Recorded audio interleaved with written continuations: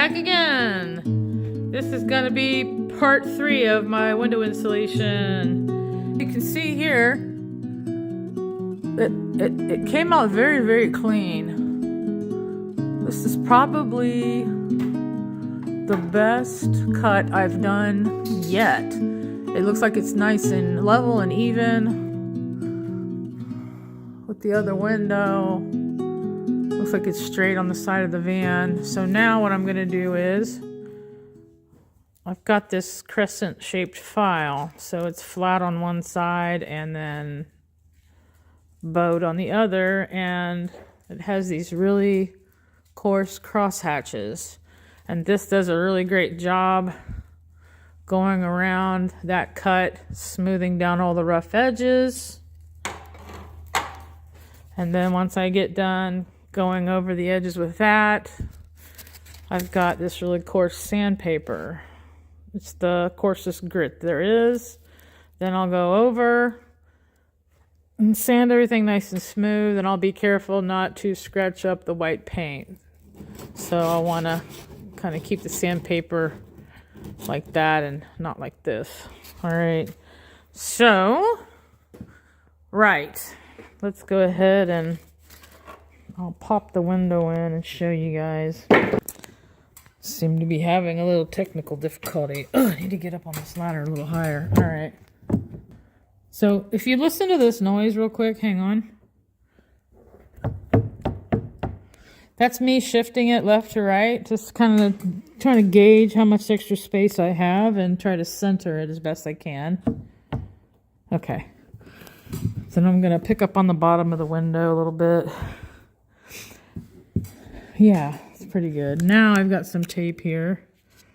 I'm going to just gently stick that onto the side here of the van just to hold it in place for a moment. Some painter's tape. Oh, for crying out loud. Painter's tape. Thanks for bearing with me. I think that should hold it pretty good. Hopefully it doesn't fall out. That would be a bummer. Although, these windows that I purchased, like I'm saying, they have struts on each side. Hey, Vincent! They have struts, and then there's 3 latches, and it opens outward like this. Doop. And it's actually somewhat beveled, and it kind of pops out a little bit. You can see here, the window pops out with this bevel. And it's actually acrylic. And these acrylic windows are pretty popular with the... I've seen them on the teardrop campers a lot. Now, I originally was going to get a glass windows, but I don't know. The way the glass windows are made, these awning glass windows, there's no trim around the glass. And because the glass is flat, it just felt like, to me, that might create an opportunity for a leak. And because these are beveled, plus they're more lightweight because it's acrylic, I just felt like they were going to serve my purposes better. Oh, hey, buddy. He's probably stressed out from having to hear that jigsaw. It was really loud. What was I going to say? Yeah. So when I did my cargo trailers in the past, I just installed slider windows. I have windows that slide left to right, and then I have some windows that go up and down. And what I found is those windows, they're just not very good quality. And the ones that were nice quality were just ridiculously expensive. And the ones that I bought that were cheaper, they're just not put together well. They're really janky. Like, you go to open the window and the frame is literally coming away from the glass. It's supposed to be permanently attached, and it's just a loose mess. And the other thing is, when you have a slider window, but because they slide open, you only get a breeze on half of the window, because you can only open half the window. The thing about these windows that are awning windows is that they open all the way out. I'll give you an example real quick. Let me pull this door back. Yeah, so these windows, these little red buttons, you push the button and you pull the locking mechanism like this. this one over here. And I'm just gonna, it's a really nice seal. You have to kind of give it a little, not too forceful, but a nudge. And then because it's got these, I think these are like oil or gas struts, you can move it into different positions and it'll stay in that position. So here it is all the way open. But say I'm sitting somewhere and it's raining, I can kind of pull it in and only open it up a little ways like this. And it'll stay in that position. So the door, if I open it all the way, it's going to whack the window that's open, see? So what I plan to do for that, where is it? I bought this cotter pin. So, it's got the hole here. It's got this ring on it. Then it's got one of these little balls down here. So when you shove the pin through a hole, it'll stay in place because that little ball will catch. It pushes in and out. I never want the door to open any further than this because I don't want to whack the open window here, right? I don't want to whack my window and break it. So what I was going to do is I was going to drill a hole through this stainless steel C-channel. Hang on a minute. Yeah. So then I would drill a hole here and then the pin and here. And the pin can go down like this and sit in that track. And then I have a piece of rubber hose to put around the pin. That way, this plastic mechanism, when it runs into this, it's not going to break on the metal. So I'd put a rubber hose there. But I was thinking about doing that. And then I could just leave that pin in there so that anytime I open the door, no matter where I'm at or what I'm doing, the door will never open any further than this. That way, if it's spring or summer and it's nice out and I'm somewhere and I want to keep the door open with my screen, that I'm putting in a screen right here. So if I wanted to have the door open, I could also have the window open. And then the sliding door would be fixed in this position because of this pen. It looks pretty good. Fits really nicely. Yeah, these windows, which I got off Amazon, they come with these really thick trim rings. And what they've done is they've taken the sheet metal and doubled it over and then pressed it so that you end up with a nice, thick, bulky, very form-fitting.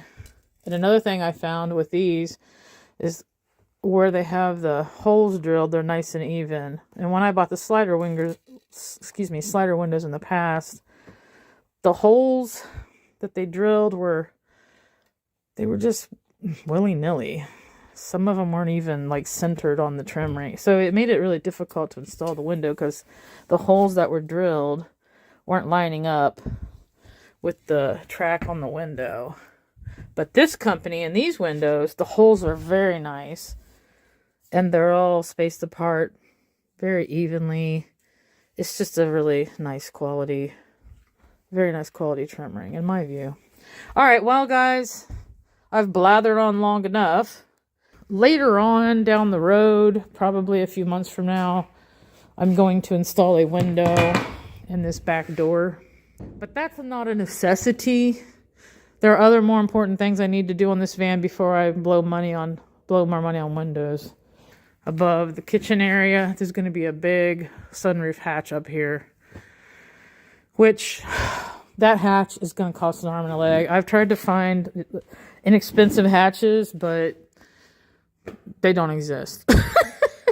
The cheapest one that you can possibly find, it's just not very good quality. And in my view, if you're putting a hole in the roof, a big hole in the roof, whatever you put in there, if you're putting in a hatch or a sunroof, it better be good quality because it's the roof. So that's kind of like a really good opportunity to have water coming in. So I definitely don't want to scrimp on the quality of the sunroof / hatch that I install.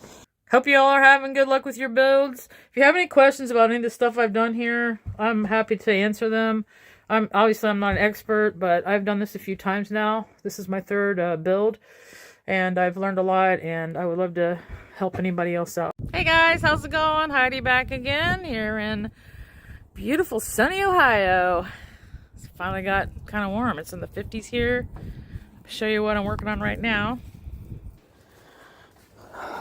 Finally got my window put in yesterday. So I dedicated the whole day just to that window. I wanted to really take my time and be certain that I didn't have any difficulties. It has turned out really great. This is probably the most successful window installation I've done. When I was using the jigsaw, I took it nice and slow, and I focused on staying, on the line that I had drawn, and I didn't rush anything, and I took little breaks throughout the day. And even when I was cutting with the jigsaw, I took little breaks where I would cut maybe an inch or two and stop, and then cut. I know one thing, when you're cutting in metal like this, sometimes, I don't know about you guys, but for me, I'm staring at that line I've drawn on the metal, and the jigsaw is loud and it's buzzing, and after a while you're standing there for 15-20 minutes cutting the hole, maybe not that long, and I don't know, your eyes start playing tricks on you. So I think it's a good idea to cut a little bit, stop, make sure you're still on line, and then keep going. Turned out pretty good. They both look like they're pretty much in the same location on both sides. And the inside turned out really great on this one. So basically what I did is I cut out a piece of 1/4 inch Luan, and then I cut out a piece of 1/2 inch foam board, the same size as the Luan. I sandwiched those together. I pressed it in here. I drew out the shape of the window, and then I cut out the Luan and the insulation. I glued that all together and put it in this space. And then I put the window in, because the window is pretty thick and the metal wall of the van is very thin. So I had to create a thicker wall to put the window in. So here's what it looks like right now. Got my gorgeous Aztec curtain. Got some of my painting done. The bed's done. Hey, kitty. So, alright, well, I'm going to get going, guys. That's my finished window. Hopefully these videos have been helpful to someone. If you have any questions, let me know.